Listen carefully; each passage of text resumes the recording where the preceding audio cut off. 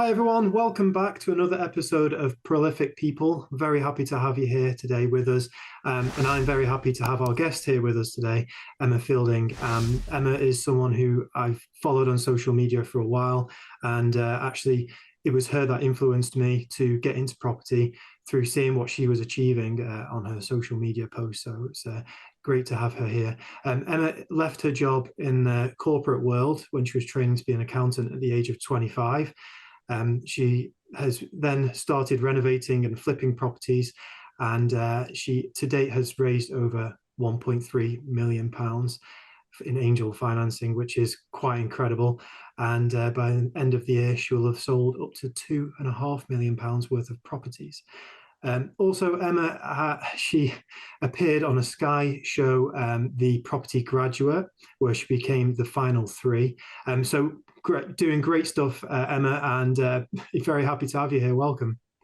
Thank you, Tom. Wow, that was such a warm welcome. And yeah, it baffles me sometimes with those types of numbers, considering that I only started in property a couple of years ago.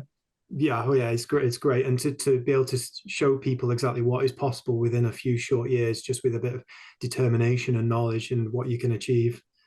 Absolutely, absolutely, yeah. And having a great team, great trades, and great support network, yeah, you can definitely achieve a lot. Yeah. So, I mean, I gave you a little bit of an introduction there, but do you want to elaborate a bit about who you are and what you do? Yeah, so obviously I'm Emma. I flip properties in my hometown of Barnsley. And yeah, I basically buy, renovate, and sell properties. My kind of renovations are very high spec. They all have the wow factor. And with that, we're able to push the ceiling prices of each renovation, which is great. And yeah, I started in property a couple of years ago. I only started with 20 grand, which is crazy to think of where I am now. I now work with investors, mainly high net worth individuals. And yeah, that's how I have scaled my business. And right now, yeah, on my second year of trading, I'm on track for just over £1 million in turnover. And yeah, we've got very, very ambitious plans for year three. And yeah, really excited. Sounds very ambitious. And something you said there about the finish that you do on the properties. You're not just buying properties and doing a light paint and putting new carpets in. You are doing Absolutely full not. renovations. We'll put a few pictures over here as well of some of the end product that you've produced and the before and afters, because it's very impressive what you do. And to say that you only started on quite a small, well, it is a reasonably small budget Yeah. in you know, a lot of people would say you need a six figures to get started, but to start with 20, 30, 40 grand, and to get to where you are today, it's very impressive.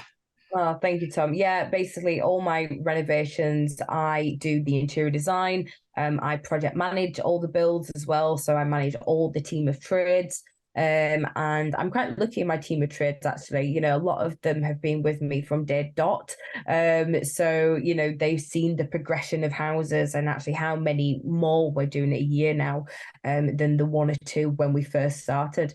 So yeah, everything has evolved very nicely. But in terms of my renovations, the interiors, the spec, the design, the floor plan, all that is kind of on my shoulders, basically. And if I've got a vision, the minute I walk into a property, I just see how it should be, or which walls we need to knock down, or any extensions we need to build to make it work for that kind of target audience that we're going to be selling the property to. So yeah, that's something that I love, and I've always enjoyed, to be quite honest. And yeah, I'm very hands-on on that kind of aspect. Well, yeah, you say that because a lot of the social media posts that you put out there, you are on site with your builders. I mean, there's sometimes Yeah, you yeah. treat them to coffees and snacks and stuff and keeping them happy, but you are very much hands-on, right? Yeah, absolutely. I think, to be quite honest, I came into property not really knowing that much about how to renovate a house. And I thought, actually, the only way that I can learn actually how to do this was to be hands-on, to actually ask the trade questions, to get stuck in. And actually now I can replumb a whole house. I can actually, like paint, I can knock down walls. But I actually know, the ins and outs of each part that goes into the house. So for example, if you're, working with new trades and new trades trying to get one over you, I know the way it should be because I've learned very early on. So I think I've eliminated a lot of risks by actually getting hands-on and know what goes on. I think there can be a lot of people out there that are wanting to get started in property, but don't know the ins and outs of actually what goes on into renovating a property. Bearing in mind, I'm renovating these properties within 6 to 8 weeks. So the turnaround is very, very quick. And obviously then they're going back on the market. So, in that time frame, I know what's happening week 1, week 2, and, that timeline to turn them around as quickly as what we do. But saying that, yes, we might turn them around quickly, but quality is definitely not affected at all. If anything, I'm very, very kind of OCD. I'm a particular for detail. And when things are not done to the quality that I want, 100% they are done again. And all my trades know that. So I think, that's took something over time to get them all used to the way that I work and the standards that I want. But again, those standards means that we can push the ceiling price on every renovation, which we've done to date. Yeah, that's great. But let's take a step back because, as I mentioned, you were in a corporate job before you started in property. So you were on track for a successful career, which we're all kind of taught to do, is go to school and go to college and university and get a career in a specific role, and then that's you set for life. But not for you, right? What was the kind of mindset shift and the trigger there that made you realize that you wanted to do something more? Yeah, you know what, Tom? There was quite a few triggers, to be quite honest, at that time. Right in the back of my head, as a family, I've got 5 generations of business owners. So I knew right at the back of my head, at some point in my life, I was going to run a business. I didn't know what business that was, but I knew I was really passionate about property and interior design. And actually, when I kind of got my job, training to be an accountant, in a national supermarket chain, which, to be fair, is a great career path. But it just wasn't the career path for me. I was doing 3 hours of traveling a day to get to head office. I was working in quite a small team that I didn't particularly enjoy. The work I felt really tedious. I felt like I wasn't reaching my full potential. I knew there was more that I wanted to achieve. And I just didn't see myself going on that career path. But actually, funnily enough, while I actually was working full time, I renovated 2 of my own properties that I lived in as my home. That actually gave me the capital to get started in property on a full-time basis. So in a sense, yes, I didn't like the corporate world, but actually that gave me the footing to what I started today in terms of, going in property full time. And that gave me actually quite a good foundation because, yes, I was trained to be an accountant, but actually I learned so much in terms of the financial side of things that I apply today in the corporate, in property.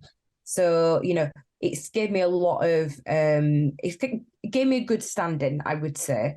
But I knew I knew the corporate world wasn't fully for me long term. Yeah. I'm not going to say much more on that.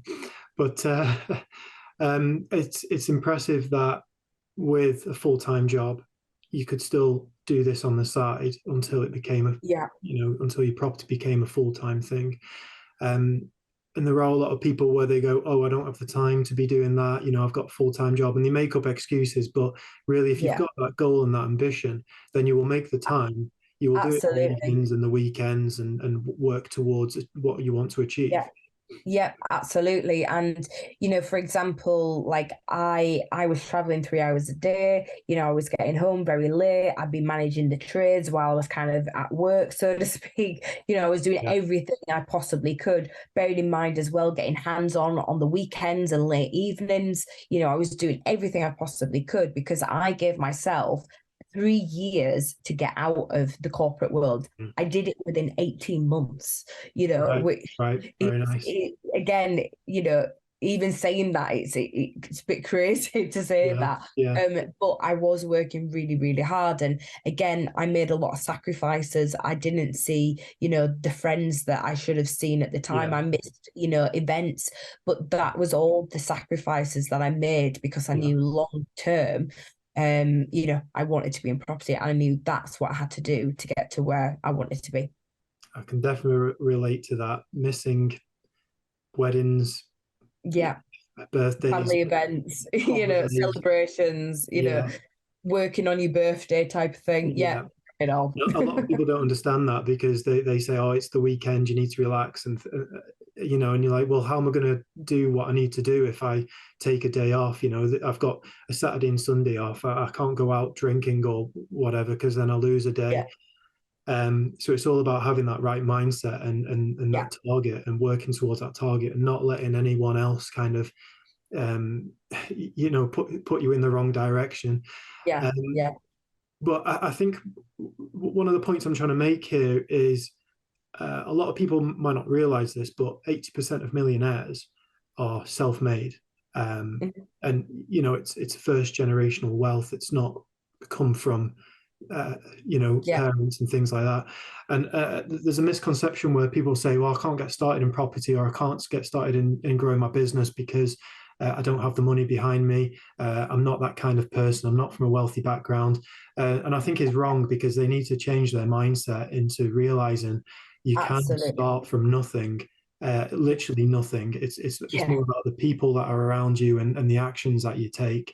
yeah. So what's your opinion on that? I think you're absolutely right, Tom. I think surround yourself with great people. I think the one thing that I've done, I've always surrounded myself with people that are five, six, seven, 8 steps in front of where I am. Mm, So I've always had them to look at for guidance. I've always asked for, their advice.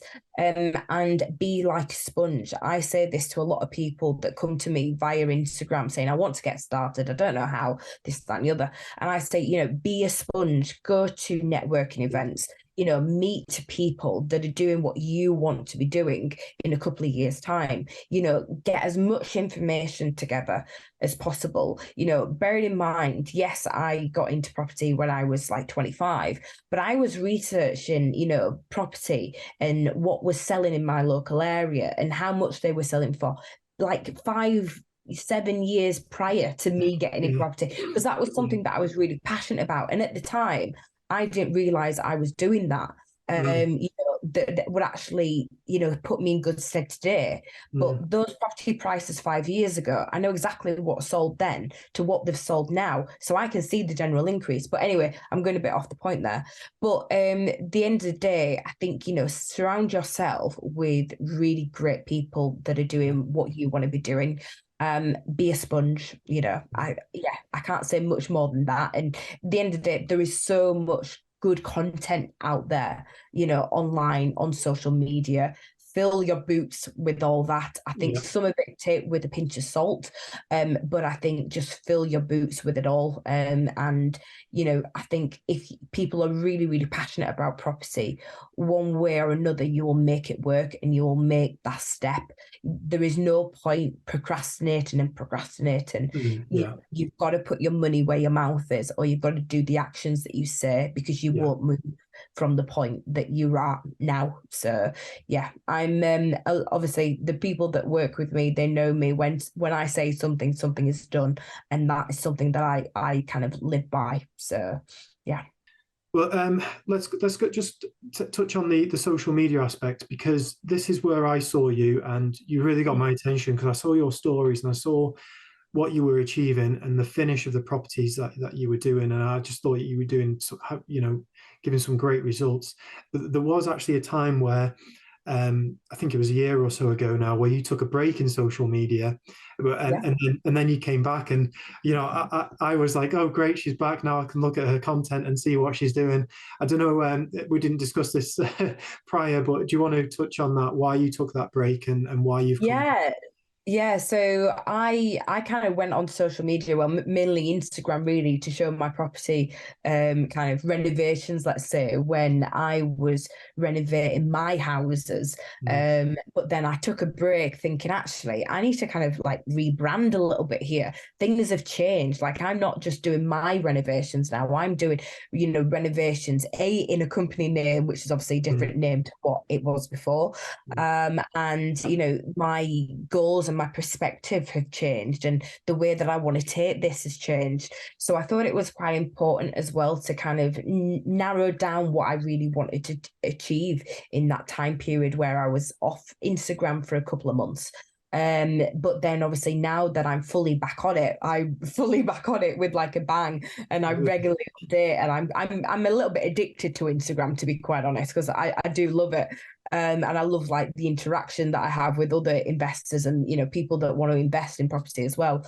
And I think I'm quite present as well on my social media.